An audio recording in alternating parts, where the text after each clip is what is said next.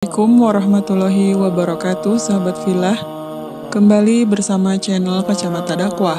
Jangan lupa subscribe, like, and share. Mari kita simak tausiah dari Habib Ahmad Al-Habsyi berikut ini. Nah, salah satu manfaatnya mengingat kematian adalah supaya punya persiapan. Sebagaimana diriwayatkan dulu Imam Hasan Al-Basri ketika hadir di pemakaman, makamkan orang yang meninggal.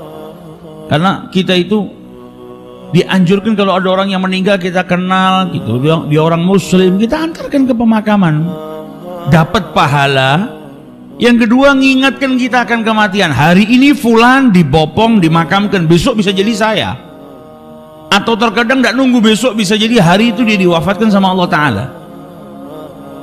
Nah, Imam Hasan Al-Basri ketika selesai memakamkan orang yang meninggal dunia itu, maka beliau berkata kepada orang-orang yang ada di sekelilingnya, kira-kira kalau orang yang mati ini dihidupkan lagi sama Allah Subhanahu wa Ta'ala, kira-kira apa yang diperbuat sama orang tersebut? Setelah mati ini dia ngicipin kematian, dihidupkan lagi, kira-kira orang ini akan berbuat apa? Yang di sekelilingnya menjawab, pasti akan beramal soleh, tambah taat sama Allah, nambah ketakwaannya, nambah imannya.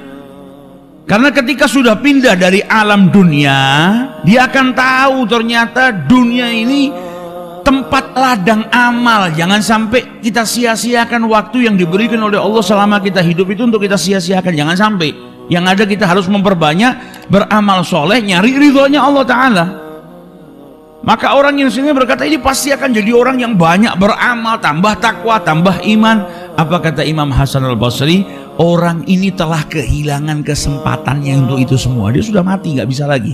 Kesempatannya sudah selesai. Dan kita yang di sini masih punya kesempatan seperti itu. Jadi hebatnya orang-orang yang hatinya hidup itu kalau melihat apapun dijadikan pelajaran buat dirinya. Ini orang-orang yang hatinya hidup. Lalu kita makamkan orang meninggal kan cuma makamkan, kesian ya fulan meninggal dunia, kesian anak-anaknya, cuma kesian-kesian aja. Tapi tidak ngambil ibrah. Tapi kalau orang-orang soleh yang hatinya hidup, memakamkan, ngambil pelajaran penting. Ini orang kalau dihidupkan dia akan beramal soleh, akan gunakan waktunya dengan semaksimal mungkin, gak akan buang-buang waktu. Tapi dia sudah kehilangan kesempatan. Nah, kita yang masih diberi kehidupan sama Allah, masih diberi kesempatan oleh Allah Subhanahu wa Ta'ala untuk beramal soleh. Nah, ini pentingnya kita mensucikan diri, menghidupkan hati, kumpul sama orang-orang yang hatinya hidup minas salihin, supaya apa? Bisa ngambil ibrah.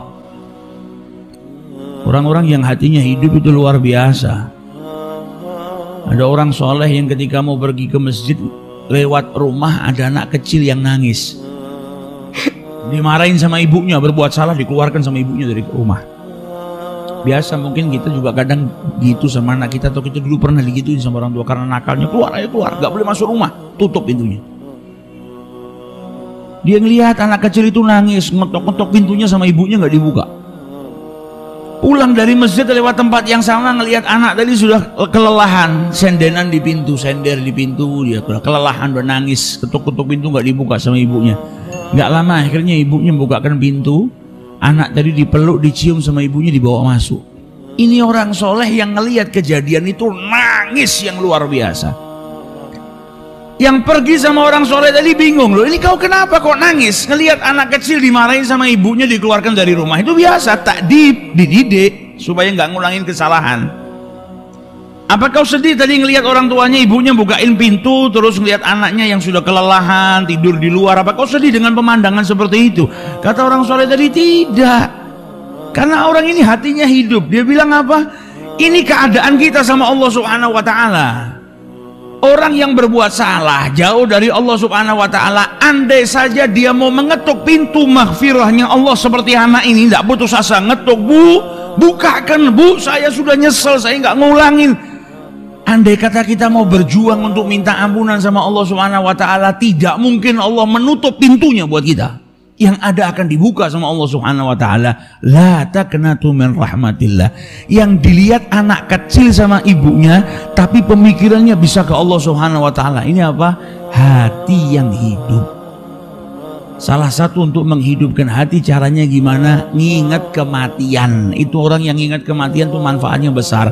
Bahkan para ulama ketika ditanya bagaimana caranya sholat tuh biar khusyuk, salah satu caranya apa? Ingat ini sholat terakhir.